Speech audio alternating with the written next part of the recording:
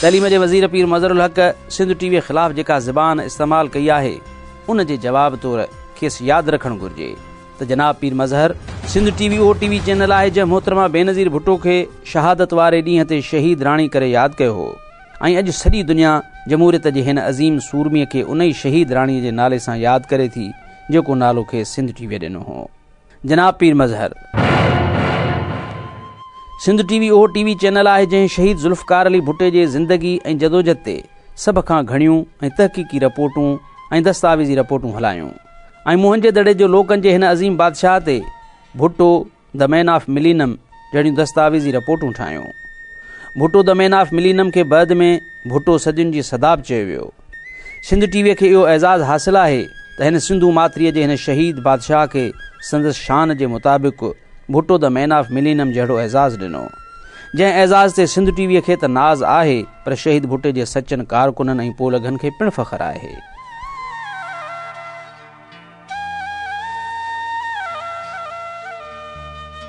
जनाब पीर मज़हर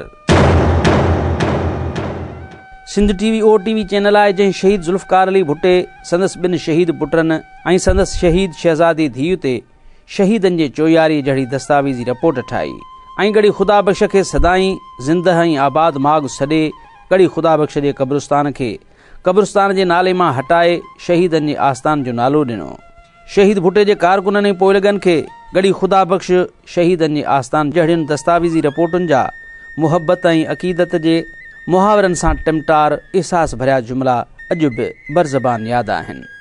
जनाब पीर मज़हर सिंध टीवी उहो टीवी चैनल आहे जंहिं लाड़काणे खे शहीदनि जे शहर तौरु सुञातो ऐं लाड़काणो शहीदनि जो शहर जहिड़ियूं दस्तावेज़ी रिपोर्टूं पिणु ठाहियूं। ऐं जनाब पीर मज़हर जेकॾहिं तूं सिंध टीवीअ जूं वादीअ मेहराण जी शहीद राणीअ जा आख़िरी 2.5 महीना ऐं भुट्टनि छा थे चाहियो जहिड़ियूं उहे दस्तावेज़ी रिपोर्टूं ॾिसी सघी हा जेके सिंध टीवीअ जे कलमकारनि दिलि जे खून मां ॿोड़े लिखियूं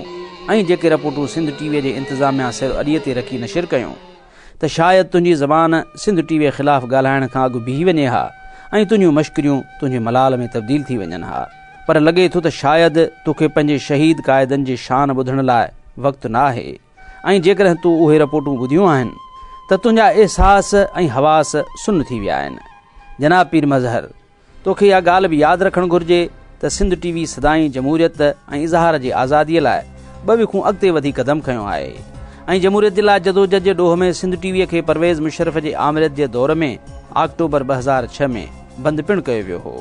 ऐं जनाब पीर मज़हर सिंध टीवीअ जे अहिड़ियुनि जाखोड़ुनि ऐं जस्तजूनि जो त तूं पाण बि इतराफ़ कंदो रहियो आहीं। हिकु भेरे नवाब शाह जे जलसे में तूं कीअं न चयो हो मां डॉक्टर साहब खे सिंध टीवी जे सॼी टीम खे यकीन थो ॾियारियां त जेको सिंध टीवी असांजी शहीद राणी मोहतरमा बेनज़ीर भुट्टो साहिबा शहीद जे लाइ जेको ग़म असां सां वंडायो हो सिंध जे ऐं पाकिस्तान जे ग़रीब माण्हुनि सां हाणे असांजो वारो आहे त असां सिंध टीवी सां उहो हथ वधाए ऐं उन्हनि जी ख़िदमत कयूं।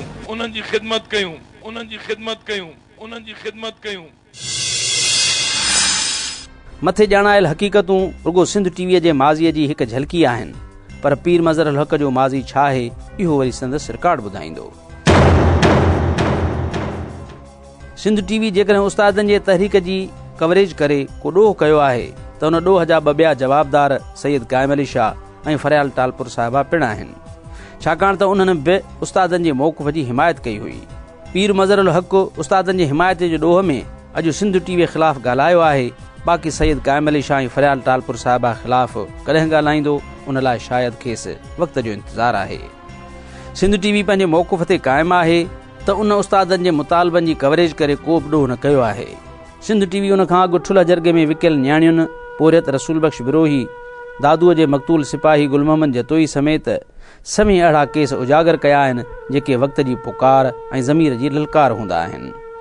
पंहिंजे इख़लाक़ी ऐं आइनी हदुनि में रहंदे सिंध टीवी पंहिंजे मुल्क जे माण्हुनि ऐं उन्हनि जे हक़नि ऐं ॾुखनि जे ॾेखनि खे ॾेखारींदी रहंदी ऐं जमहूरियत इंसान दोस्ती आज़ादी ऐं ख़ुशहालीअ जे आदर्शी ऐं आफ़ाक़ी उसूलनि लाइ विढ़ंदी रहंदी। पोइ भली तव्हांखे इहा ॻाल्हि उगरी ऐं ओखी लॻे पीस साहब।